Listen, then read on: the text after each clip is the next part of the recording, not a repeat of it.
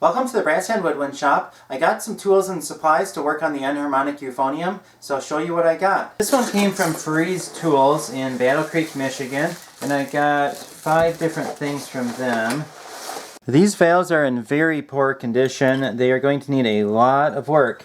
So I got some ground valve sleeves, and they have numbers on them. This one is 865. That is the size in thousandths of an inch. And let's see, that one doesn't fit in there too good right now, but it will later when I get done with it.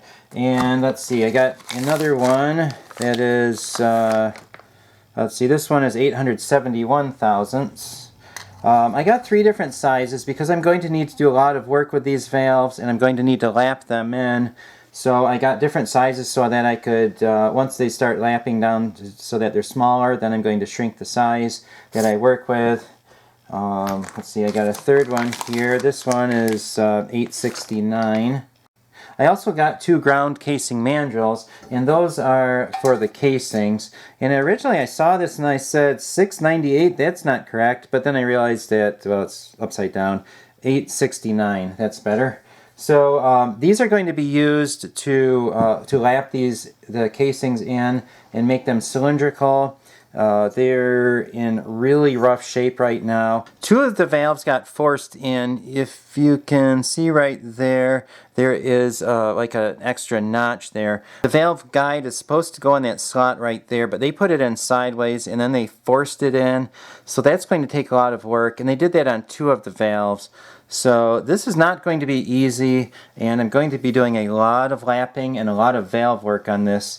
And these valves, these are by far the worst valves that I have ever worked on. Usually if a valve is this bad, you just trash it and then buy another one. The problem is you cannot find these valves, so these have to get fixed. Either that or the instrument is absolutely worthless. Here's another ground casing mandrel. This one is 871. And I may need to buy other mandrels for this, I'm not sure, but I just started with these. Also, these casing sleeves are a lot longer than they usually are. Usually they're 3 inches, and I got it, I think, 4.5 inches. The reason I got the longer one is because these valves are a lot longer than most valves, so this one should work well for what I'm using it for. I ordered something else from Allied Supply in Elkhorn, Wisconsin. I got some tubes, some of the slide tubes, and these are telescoping, so they fit inside of each other. I can use these for tuning slide tubes, and this instrument was missing a few slide tubes. I do have a spare instrument for parts that someone from Scotland sent us. However, the bore size is different, so I cannot use these tubes for that. So I did buy these to use for the missing slide tubes. Most valves have numbers on the top that tell you where they go in the casing. This one does not, so I'm going to have to figure it out. And the way I'm going to do that is I'm going to line up the valve guide to the valve slot like that, and then I'm just going to look and see if the ports line up. That one does not, so that is not the correct one. Let's try the next one. I think this is the second valve.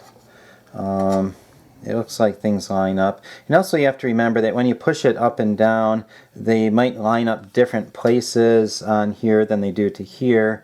But if they're pretty much in line, then you can tell that that's the correct one. So I believe this one is number 2. What I'm going to do is mark 2 slots on there, 1, 2, like that. And that will tell me that this is valve number 2. Okay, next one. I'll grab another valve, and we'll do the same thing. Line it up and see where the ports line up. So that's not it. So I'll try over here. Line it up, and okay, this looks like that is the correct valve. Okay, that's it. And that is number 1. So I'm going to mark 1 line for that one. And then this one looks like it's